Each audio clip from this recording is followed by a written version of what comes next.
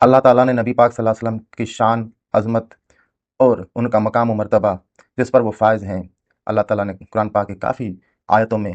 اس کو مکمل واضح طور پر بیان فرمایا ہے، اور بالکل فصیح، بلیغ، سلیس طریقے سے بیان فرمایا ہے۔ اس کا آپ ایک اندازہ سورہ والضحیٰ جو قرآن پاک کی 93 نمبر سورہ ہے اس کو پڑھ کے لگا سکتے ہیں۔ اللہ پاک فرماتے ہیں بسم اللہ الرحمن الرحیم والضحیٰ واللیل اذا سجا ما ودعک ربک وما قلی وَلَلْآخِرَةُ خَيْرٌ لَكَ مِنَ الْأُولَى وَلَسَوْفَ يُعْطِيكَ رَبُّكَ فَتَرْضَىٰ أَلَمْ يَجِدْكَ يَتِيمًا فَآوَىٰ وَوَجَدَكَ ضَالًّا فَهَدَىٰ وَوَجَدَكَ عَائِلًا فَأَغْنَىٰ فَأَمَّا الْيَتِيمَ فَلَا تَقْهَرْ وَأَمَّا السَّائِلَ فَلَا تَنْهَرْ وَأَمَّا بِنِعْمَةِ رَبِّكَ فَحَدِّثْ۔ اس کا ترجمہ پیش ہے، والضحیٰ، قسم ہے چاشت کے وقت کی، اور قسم ہے رات کی جب وہ چھا جائے۔ آپ کے رب نے محبوب صلی اللہ علیہ وسلم آپ کو منتخب فرما لیا ہے، آپ کو نہیں چھوڑا، اور نہ ہی جب سے آپ کو محبوب بنایا ہے آپ سے کوئی ناراض ہوا ہے۔ بے شک ہر بات کی گھڑی جو آپ کے پاس آنے والی ہے پہلی گھڑی سے بہتر ہے، اور آپ کا رب ان قریب آپ کو اتنا کچھ عطا فرمائے گا کہ آپ محبوب صلی اللہ علیہ وسلم اللہ سے راضی ہو جائیں گے۔ سبحان اللہ۔ ہم چاہتے ہیں کہ ہم سے اللہ راضی ہو جائے، اور اللہ پاک چاہتا ہے اے محبوب صلی اللہ علیہ وسلم میں تم کو اتنا کچھ عطا کروں گا کہ تم مجھ سے راضی ہو جاؤ گے۔ علم یجید کا یتیمن فآوا، اے محبوب صلی اللہ علیہ وسلم جب آپ یتیم تھے تو اس نے آپ کو ٹھکانہ دیا، اور جب محبوب صلی اللہ علیہ وسلم اس نے آپ کو، اللہ نے آپ کو اپنی محبت میں گم دیکھا تو اس نے اپنے آپ تک پہنچا دیا، اور جب اس نے آپ کو حاجت مند پایا تو آپ کو مکمل غنائت عطا فرما دی، سب کچھ آپ کو محبوب صلی اللہ علیہ وسلم عطا کر دیا گیا۔ فَأَمَّا الْيَتِيمَ فَلَا تَقْهَرْ،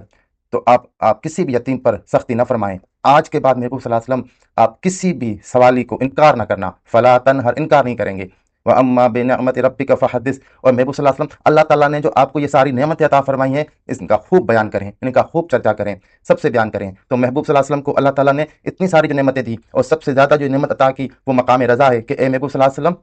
آپ مجھ سے راضی ہو جائیں گے، ہم آپ کو اتنا کچھ عطا فرمائیں گے۔ تو ہم چاہیں اللہ کی رضا اور اللہ چاہے محبوب صلی اللہ علیہ وسلم کی رضا، اور جب یہ سب کچھ عطا ہو گیا تو محبوب صلی اللہ علیہ وسلم کو اللہ نے حکم دیا وَأَمَّا السَّائِلَ فَلَا تَنْهَرْ، اب آپ کو غنائت مل گئی، سب کچھ عطا ہو گیا، آج کے بعد جو بھی آپ سے جو بھی سوال کیا جائے آپ اس کو انکار نہیں کیجیے گا، اس کو عطا فرمائیے گا۔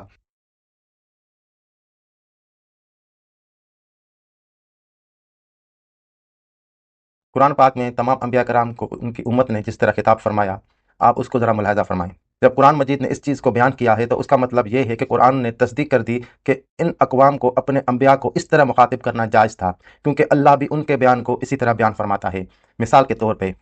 امت نوح علیہ السلام نے اپنے نبی کو مخاطب کرتے ہوئے کہتی ہے قَالَ يَا نُوحُ قَدْ جَادَلْتَنَا فَأَكْثَرْتَ جِدَالَنَا، وہ کہنے لگے اے نوح بے شک تم ہم سے جھگڑ چکے سو تم نے ہم سے بہت جھگڑا کر لیا۔ قَالُوا يَا هُودُ مَا جِئْتَنَا بِبَيِّنَةٍ، وہ بولے اے ہود تم ہمارے پاس کوئی واضح دلیل لے کر نہیں آئے ہو۔ غرض ہے کہ ان کی امت نے اپنے نبی کو اس طرح خطاب کیا، لیکن ہمارے محبوب صلی اللہ علیہ وسلم، نبی پاک صلی اللہ علیہ وسلم کے لیے اللہ پاک نے اس طرح حکم فرمایا بسم اللہ الرحمن الرحیم یا ایھا الذین آمنوا لا ترفعوا اصواتکم فوق صوت النبی ولا تجہروا له بالقول كجهر بعضكم